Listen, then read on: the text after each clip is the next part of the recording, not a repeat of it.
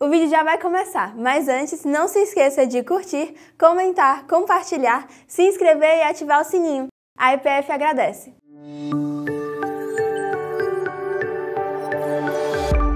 Trabalhando no ano da virada, quero usar esse texto de Mateus 28, 19 a 20. Vamos falar juntos? Quem é que já sabe de cor? Quem não sabe, lê aí a versão atualizada. Tem a colinha aí na frente, na projeção. Vamos lá. Ide, portanto, fazei discípulos de todas as nações, batizando-os em nome do Pai, e do Filho, e do Espírito Santo, ensinando-os a guardar todas as coisas que vos tenho ordenado. E eis que estou convosco até todos os dias, até a consumação do século. Deus amado, nós queremos pedir que o Senhor nos oriente na meditação da Tua palavra.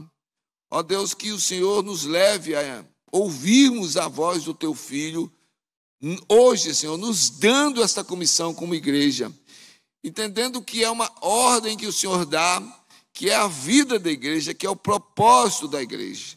Ó Deus, aqueles que já são há mais tempo da igreja, aqueles que estão começando a andar agora, aqueles que estão se chegando para cá, fazerem parte não de um planejamento humano, Deus, mas dentro da Tua agenda cumprimos aquilo que é a vontade do Senhor, para que a igreja então cumpra a sua missão.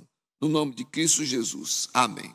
Na verdade, irmãos, esse texto de Mateus 28, 19 e 20 é a grande comissão e esse texto é a nossa base bíblica. O que é que nós chamamos de base bíblica? É aquilo que é colocado exatamente como numa construção, né? É aquilo que que acaba sustentando todo o edifício. Tudo que se constrói está em cima de uma base. Então, a nossa base bíblica é a grande comissão.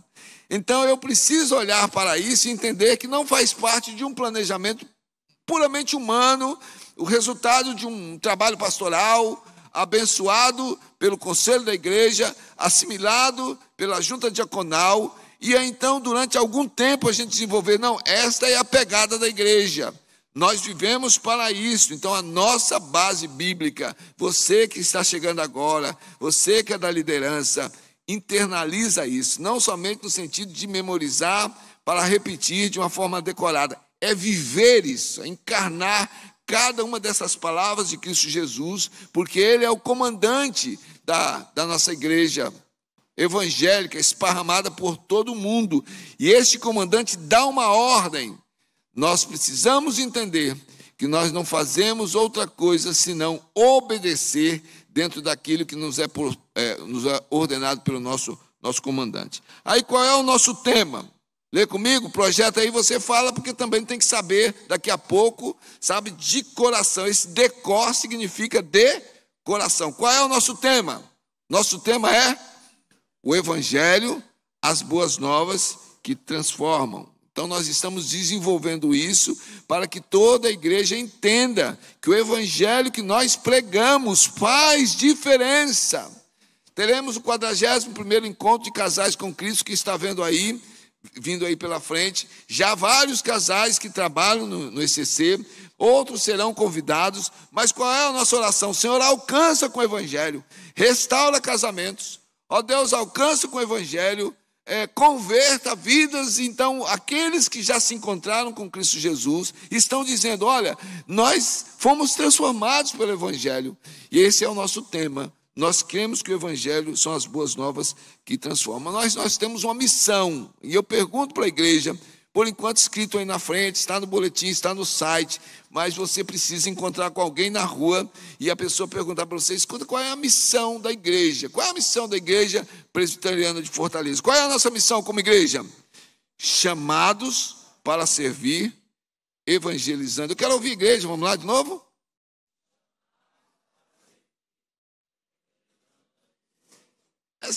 Esse texto que nós estamos lendo foi escrito por Mateus. Mateus, um coletor de impostos, ele tinha a sua vida bem organizada, era um homem, assim, odiado pelos judeus, porque ele era judeu e trabalhava com os impostos a serviço dos romanos. Então ele ficava meio espremido. Os seus patrícios olhavam ele com desconfiança, os romanos olhavam ele como um funcionário com desprezo, era alguém que vivia humilhado. Quando encontrou-se com Cristo Jesus, Mateus 9 nos dá essa entrada de Jesus na vida de Mateus, dizendo: vem e segue-me. Então nós estamos com o evangelho escrito por alguém que foi tocado por Cristo Jesus e teve a sua vida transformada. Jesus, então, anda com os discípulos. Mateus ouve essa comissão, ele estava lá, ele registra, mais ou menos 20 anos depois que Jesus foi para o céu, depois que o evangelho está se esparramando, o Espírito Santo usa Mateus para escrever esse evangelho. Esse evangelho foi escrito principalmente para os judeus, para mostrar Jesus como o Messias prometido lá no Velho Testamento. O judeu ainda até hoje está fazendo cálculos, está olhando para as profecias, está aguardando o Messias. Naquele tempo, Mateus, judeu, está dizendo: ele já veio. E ele escreve de tal modo o evangelho que apresenta Jesus realmente como o filho de Davi, o Messias prometido, o rei dos judeus. Então, rapidamente, passando assim uma visão para a gente chegar no texto, entender qual é a proposta do texto desses 2 versículos. O evangelista Mateus estuda a vida de Jesus, porque anda com Jesus. Então, no capítulo 1, porque o Espírito Santo mostra a ele: olha, o judeu está esperando o cumprimento da profecia que diz que não faltaria rei no trono de Davi. Então, ele apresenta no capítulo 1 a genealogia real de Jesus. No capítulo 2, ele apresenta então e descreve a chegada dos magos da realeza de outros lugares que vão visitar e vão confirmar: este aqui é o rei dos judeus. Há uma trama de Herodes para matar o rei dos judeus. Eles então desviam do seu caminho, voltam com os corações cheios de alegria. Eles reverenciaram a Jesus, reconhecendo realmente que aquele ali era o rei esperado. Homens de longe, estudando profecias, estudando a história da época, então chegam a essa conclusão. No capítulo 3, então, a voz de Deus ecoa, o Espírito Santo se manifesta, e aí então, junto com o reconhecimento, Mateus está dizendo: olha, esses são sinais, as profecias estão sendo cumpridas, os magos vieram e reconheceram. Então ele registra no capítulo 3, Deus credenciando o seu filho. Nós vemos lá nos versículos 16 e 17. Batizado Jesus, saiu logo da água, e eis que se lhe abriram os céus, e viu o Espírito de Deus descendo como pomba, vindo sobre ele, e eis uma voz dos céus que dizia: este é o meu filho amado, em quem me comprazo. A partir daí, Mateus sai de uma luta tremenda de Jesus contra o diabo no capítulo 4, e até o capítulo 27, ele vai mostrar, até o capítulo 25, ele vai mostrar a vida de Jesus com seus discípulos, ensinando, caminhando com eles, capacitando cada um deles, fazendo desafios, ensinando coisas que eles não conseguiam entender antes de conhecer Cristo Jesus. Nos capítulos 24 e 25, Jesus então faz as profecias que estão se cumprindo ainda nos nossos dias, prepara o cenário para a sua volta. Ele está falando com seus discípulos: eu vou morrer, é necessário que se cumpra as profecias. E então, nos capítulos 26 e 27, Mateus descreve toda a trama, toda a arrumação dos inimigos, dos religiosos legalistas contra Jesus, tudo aquilo que acontecia ao arrepio da lei, é usado hoje, né? Todo o processo contra Jesus foi feito fora de lei, quebraram-se todos os princípios, e Jesus vai à cruz, e Jesus morre, e Jesus é ressuscitado. E aí, finalmente, ufa, a gente chega no capítulo 28, que tem esses 2 versículos aí. Por quê? Porque então, no capítulo 28, Mateus descreve de uma forma majestosa a ressurreição de Cristo Jesus. E Jesus vem e chama os discípulos. Agora, vivo, tendo vencido a morte, Jesus vai para o Pai, mas ele vai deixar esses homens com quem ele trabalhou, caminhou durante 3 anos. E aí então ele apresenta esse texto no qual nós vamos meditar, conhecido como a Grande Comissão. Então nós queremos aplicar isso na nossa vida como igreja, trabalhando no ano da virada. Em primeiro lugar, focando aí na nossa base bíblica. Nós temos a nossa base bíblica, que é a grande comissão. Você acompanha comigo aí esses 2 versículos, porque aqui Jesus, de uma forma assim, não de última hora. A impressão para alguns é que Jesus, então, ressuscitou e aparece aos discípulos e disse: olha, eu tive uma ideia, surgiu uma ideia. Olha, vocês vão fazer o seguinte. Não, isso é plano eternal. Desde toda a eternidade, Pai, Filho e Espírito Santo desenha, projeta o plano da salvação. E aqui Jesus vem fazer algo extraordinário, porque ele trabalha com uma relação de homens que não passaria nos nossos exames hoje de currículo. Eram pessoas que tinham os perfis complicados, e aí então o que acontece é que há uma transformação na vida desses homens a partir da entrada de Cristo Jesus na vida deles. Eram pescadores, coletor, eram homens da sociedade que ouvem o chamado de Jesus: vem, segue-me, deixam as coisas para trás, vão seguir a Cristo Jesus. E agora, nesse momento, alguns ainda estavam confusos quando Jesus morreu e foi sepultado. Alguns fugiram. Nós vemos alguns queridos discípulos aí totalmente confusos, mas agora não, Jesus aparece para eles vivo, e aí então algo extraordinário acontece. Eles estão agora sendo preparados para irem para o mundo. Os discípulos que aprenderam de Jesus agora são apóstolos, são enviados ao mundo. E aí então, quando Jesus fala com ele, quando a gente vai traduzir entendendo o texto, você está comigo aí nos versículos 19 e 20, ele faz esse desafio. Ele está dizendo aos discípulos: vocês já estão indo pelo mundo, conheceram a mim, ouviram de mim, receberam todo o treinamento de mim, eu demonstrei a vocês, eu deleguei a autoridade a vocês, agora eu vou para o céu, mas vocês vão pelo mundo, e nessa ida pelo mundo, nessa caminhada pela história, vocês vão fazer discípulos de todas as nações. Isso significa, eu toquei na vida de vocês, e agora tocados por mim, já não são vocês quem vivem, mas são instrumentos vivos. Os anjos gostariam, uma forma de a gente interpretar, de fazer esta obra, de chegar diante da humanidade, de dizer que Deus é Deus, mas aprove a Deus usar homens e mulheres, pecadores, transformados pelo Evangelho de Cristo Jesus, para que fossem então multiplicando essa visão. Este é o desafio para os discípulos. Eles teriam que chamar para a vida de comunhão. O batismo não é um ritual, o batismo é visto aqui agora como um sinal realmente de transformação de vida, e aí então eles receberiam o ensino que Jesus deu a eles. Irmãos, é dessa forma que a igreja começou a crescer, porque um grupo de homens quebrados, pecadores, limitados, desencontrados.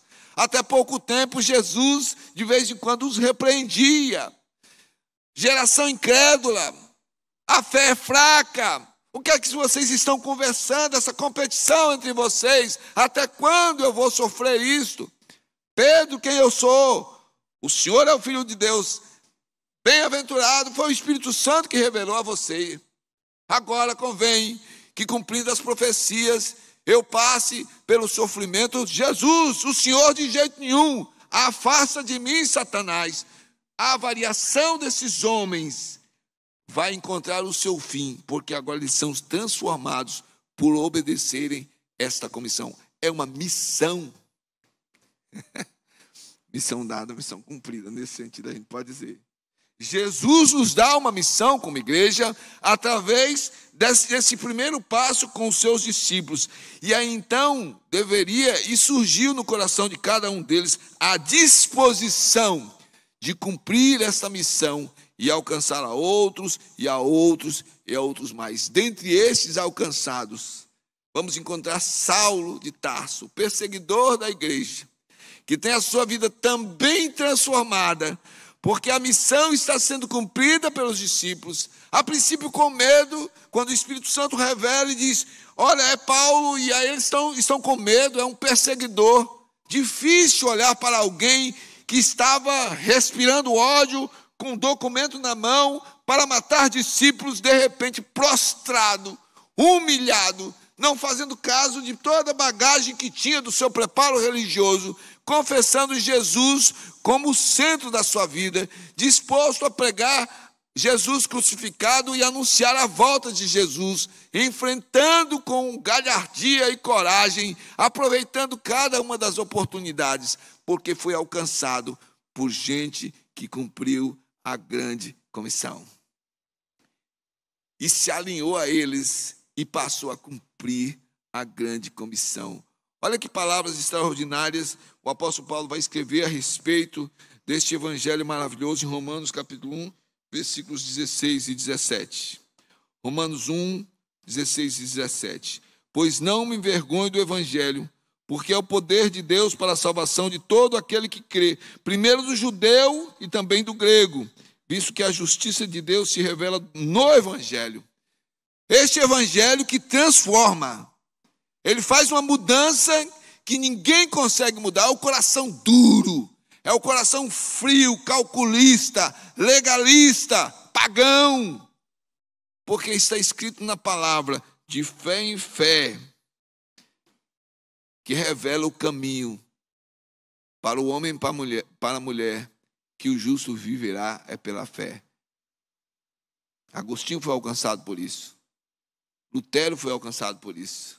Vidas que foram transformadas a partir desta comissão. Irmãos, e nós estamos pegando esta comissão e dizendo, é a nossa base bíblica.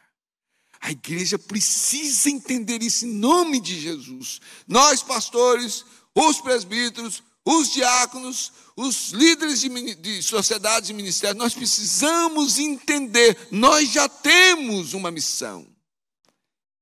E nós somos chamados a cumprirmos essa missão. Vamos trabalhar nessa virada como igreja, aproveitando esses 140 anos de história. E nós só estamos aqui porque alguns cumpriram isso, foram à frente. Passaram muitas vezes por momentos de perigo. Alguns morreram na história do evangelho para que essa missão fosse cumprida. Em segundo lugar, nós somos chamados a trabalhar de uma forma zelosa, amorosa no ano da virada, focando no nosso tema. Então, veja, agora eu gostaria de olhar só para a primeira parte do versículo 20, porque aqui Jesus, ele está falando com um grupo que está indo, está dando o desafio de fazer discípulo, mas ele dá a estratégia.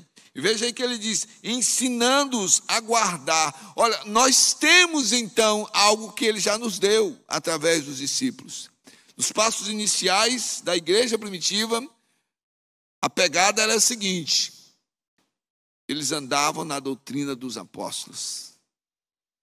Os apóstolos aprenderam de Jesus, não inventaram um corpo de doutrina, aprenderam de Jesus.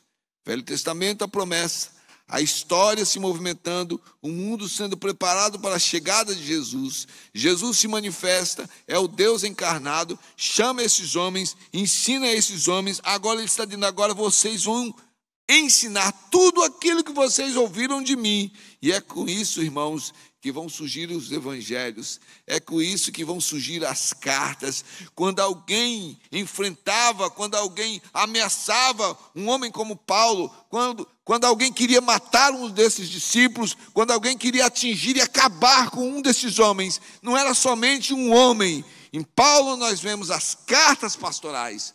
Quando alguém queria sufocar a voz de João, nós temos ali alguém aprisionado, perseguido, exilado, mas não é alguém que está lutando por uma causa, é alguém que o Espírito Santo vai usar para escrever as 3 cartas pastorais, o Evangelho e receber a visão, a revelação do Apocalipse. E aí então o Senhor Jesus diz, vocês estão sendo enviados para pregar este Evangelho que transforma, ensinando aquilo que vocês aprenderam de mim. Não tem novidade, gente. O Evangelho sempre vai passar por essa tensão. Nós já temos a matéria. Por que que o ensino no Brasil foi entrando por um caminho perigoso? Porque foram inventando coisas. Foram colocando caminhos para o estudante que não tem a ver com a sua formação. Eu venho de um tempo em que no primário, ginásio, alguém fez esqueci o nome agora. Era um tipo de vestibular que você fazia para sair. Admissão, isso mesmo, Clívia, é do meu tempo, Clívia. Isso é do meu tempo. E sabe o que a gente aprendia? A gente aprendia matemática, português, ciências, conhecimento de geografia, de história. Já está pronto o caminho.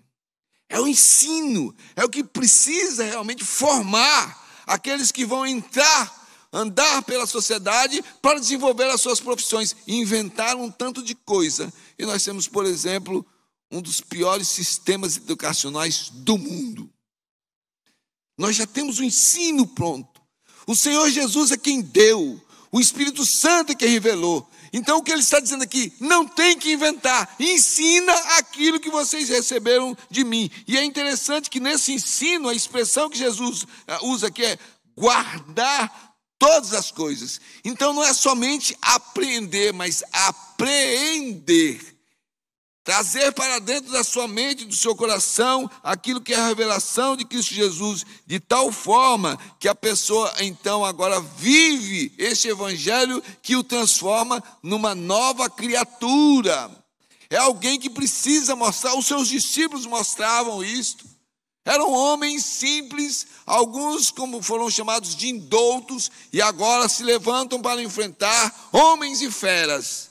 Enfrentam a história, porque eles têm uma bagagem dentro de si, dada por Cristo Jesus, lembrado pelo Espírito Santo, é a palavra em formação. Eles estavam escrevendo a Bíblia que nós temos nas nossas mãos hoje. Então a transformação, o Evangelho, ele já está aí. Nós precisamos tomar, beber, comer, aí sim nos embriagarmos, nos impregnarmos desses princípios e valores da palavra de Deus, que Ele mesmo nos ensinou, para que as nossas vidas sejam transformadas e nós possamos transformar a outros. Em João, no capítulo 1, versículos 12 e 13, o evangelista escreve: mas a todos quantos o receberam, se referindo a Jesus, deu-lhes o poder de serem feitos filhos de Deus, a saber, aos que creem no seu nome, os quais não nasceram do sangue, nem da vontade da carne, nem da vontade do homem, mas de Deus. Como o Espírito Santo é completo. Ele mostra a João, a todos que acreditaram, aqueles que confessam Jesus, recebem o poder de serem transformados de filhos de trevas em filhos da luz. E o apóstolo Paulo vai dizer, esse poder é o Evangelho, que alcança tanto judeus como não judeus, e os transforma em homens que não tinham fé, não tinham conhecimento, e agora andam como filhos de Deus. Então nós temos a base bíblica, nós temos as boas novas, que é o Evangelho que transforma. Finalmente, vamos aí novamente voltar para a grande comissão, para entendermos que esse desafio, para que a igreja realmente tenha, nesses 140 anos, o ano da virada, focarmos na nossa missão. Uma igreja que não sabe qual é a sua missão, é uma igreja que vai se enganar com as novidades, com as inovações. Vão se enganar com coisas que vai fazer com que elas percam totalmente o seu foco. E o Senhor Jesus, nós voltamos novamente aí à grande comissão, porque Ele chama esses homens com um objetivo. Quando Ele chama os pescadores, homens que pescavam peixe, que viviam do comércio, eles tinham que pescar o peixe e vendiam esse peixe, e era com isso que eles subsistiam. Aí Jesus diz, eu vou fazer de vocês pescadores de homens. Agora, essa visão que você tem é uma visão da maravilhosa ação do Senhor Jesus. Em alguns momentos, esses pescadores faziam o que sempre sabiam fazer, mas não tiravam peixe. A ação miraculosa do Senhor Jesus fazia surgir os peixes. E nós vamos encontrar essa descrição de dizer que quando a igreja obedecia, dia a dia a mão do Senhor ia acrescentando aqueles que iam sendo alcançados pela salvação. Então é nesse sentido que Jesus diz, olha, vocês estão indo pelo mundo, então entendam que vocês têm que fazer discípulos e batizar na comunhão, e vocês têm que ensinar tudo aquilo que eu ensinei a vocês, porque se trata de um povo diferente, que está invadindo a história, vai entrar pelas culturas, vai invadir as sociedades com uma palavra de salvação salvação e de vida eterna. Eu estou em vocês, eu vivo em vocês. Então, todas as vezes que vocês obedecerem esta comissão, estou convosco, com vocês todos os dias até a consumação do século. A expressão que Jesus usa aqui é uma expressão abrangente. Ele está com seus discípulos em todos os momentos, porque o objetivo do evangelho é alcançar o mundo todo, todas as nações. Eu apresentei essa informação de manhã, vou apresentar agora de novo. Em 2012, pelo levantamento aí dos censos pelo mundo afora, o planeta tinha 7 bilhões de habitantes. Em 2022, 10 anos depois, ultrapassamos o número de 8 bilhões. E pelas contas e pelas informações, 2 bilhões e poucos conhecem a respeito de Cristo Jesus. Aí você embola todo mundo. Não é só igreja evangélica, protestante, todo mundo. Pôs Cristo no nome, está aí cantado como cristão. Então nós temos a maioria esmagadora do mundo que ainda não conhece Cristo Jesus. Nós temos uma missão. E Jesus dá essa missão aos seus discípulos, dizendo: vocês vão como eu fui enviado. O Pai me enviou, eu venho, entro na história, e eu então ensino vocês, agora eu vou para o Pai, e vocês continuam em Atos capítulo 1, versículo 8, esse versículo bem conhecido por causa da visão missionária, que quando Jesus diz: ora, vocês vão ser revestidos do alto com o poder do Espírito Santo, e vocês serão minhas testemunhas, tanto em Jerusalém, como em toda a Judéia e Samaria, e até os confins da terra. É interessante que a construção do modo como foi escrito aqui por Lucas é um processo concomitante. Não é primeiro aqui, depois que a gente fizer o trabalho, porque tem gente na igreja que ainda pensa assim hoje. Temos que fazer por aqui, mas nós temos que evangelizar por aqui. Nós nem cuidamos dos aqui. O que Jesus usa como expressão é tanto aqui, como ali e acolá. É abrangente. A salvação não é universal, mas a evangelização é universal. Nós não conhecemos, os discípulos não conheciam, os apóstolos não conheciam quem seriam salvos. Só Deus conhece. Então cabe aos discípulos, é isso que Jesus está dizendo: vão pregando o evangelho a todos. Aproveitem todas as oportunidades e deixem a marca do evangelho. Novamente eu recorro aí às palavras do apóstolo Paulo, alguém que foi impactado com isso, teve a sua vida transformada por causa do evangelho. Então ele escreve em Romanos 8, 29 e 30, porquanto aos que de antemão conheceu, também os predestinou para serem conformes à imagem de seu Filho, a fim de que ele seja o primogênito entre muitos irmãos. E aí então ele diz: e aos que predestinou, a esses também chamou. E aos que chamou, a esses também justificou. E aos que justificou, a esses também glorificou. É Ele quem sabe, eu não sei. Você não sabe. A igreja não sabe. Então, como ela não sabe, ela tem que avançar e acompanhar as oportunidades. Quero fazer a conclusão com esses desafios aqui. Sabe por quê? Amanhã não, agora, daqui a pouco termina o culto, fora o pessoal que tem uma reunião agora, viu, gente? Vamos lembrar aí do grupo que tem uma reunião comigo agora, mas a gente já vai, saindo daqui a gente vai. Essa é a pegada. Nós recebemos a grande comissão e nós vamos. Alguns vão de carro com a família para casa, alguns de ônibus, mas de repente, já nessa ida, tem que praticar os princípios de um evangelho que transforma. Amanhã começa o trabalho, o estudo. Nós estamos indo. E Jesus diz: enquanto vocês vão, então lembrem-se que vocês têm uma missão. Então, abrace a nossa base bíblica.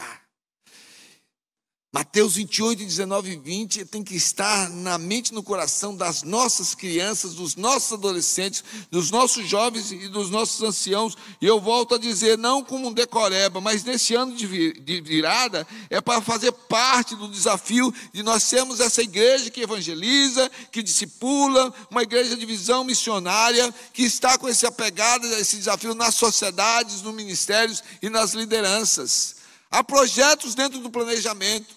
Um projeto trabalhando com discipulado vai trabalhar com vidas que vão assumir discipulado. Há um projeto que vai pelas casas, para que as portas sejam abertas, para que as famílias se edifiquem com a palavra, mas alcance mais outras pessoas para serem evangelizadas. Abrace essa base bíblica e diz, não é coisa da cabeça do pastor, não. Não é coisa do conselho, não. É do nosso Salvador. Ele nos deu esta missão. E nós somos chamados e nós somos capacitados pelo Espírito Santo. Irmãos, queridos que estão sendo recebidos da igreja agora, não esperem passar tempo, não. Porque tem alguns que pensam assim, né? Eu vou esperar um pouquinho. Não espere. Abrace essa base bíblica. Em segundo lugar, abrace o nosso tema. Entenda que realmente isto é um estilo de vida. Não é uma coisa de você se comportar assim em determinado momento e assado em outro momento. Você é chamado para viver realmente como testemunha de um evangelho que tocou na sua vida e transformou a sua vida. Eu estou ficando velho. Qual é um dos sinais do pastor velho? Ele começa a repetir algumas ilustrações. E os clientes se divertem com isso. Mas às vezes a gente faz um objetivo. Porque eu estou me olhando aqui e vendo muita gente nova que talvez não tenha ouvido, mas eu vou fazer essa aplicação, mesmo correndo o risco de dizer, pastor, de novo. Mas lembra o apóstolo Paulo? Vou repetir as mesmas coisas, porque é para o bem de vocês, né? Mas, irmãos, então eu vou trocar. Vou trocar o personagem que eu sempre me usava na ilustração, eu vou usar o Woodney. Woodney, fica em pé aí, Woodney, por favor. Olha para o Woodney. E se eu dissesse para você que o Woodney vende um shampoo que faz crescer cabelo?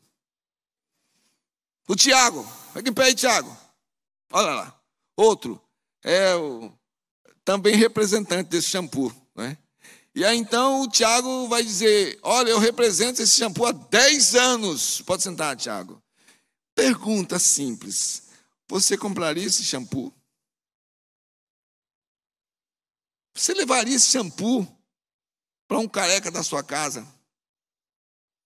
Irmãos, para ser bem objetivo, não. Agora, se vem o Woodney para cá todo cabeludo, num determinado momento aqui de aviso, né? A gente dá uma colherzinha de chá para promover aí o seu negócio. Ele disse assim, gente, um dia eu fui assim. Aí ia colocar essa foto ali, ó, daquele jeito, ali. E ele disse... Aí eu comecei a usar esse shampoo e aí mudei de vida. Olha aí a cabeleireira. Aí eu pergunto para você, você compraria esse shampoo? Na hora, me dá logo 3 frascos. Esse é o evangelho. Como é que eu vou vender um evangelho? Como é que eu vou mostrar um evangelho que a pessoa está olhando e vendo que não me transformou? Não fez resultado na minha vida. É religião, é teoria, é conversa, é exibição de conhecimento.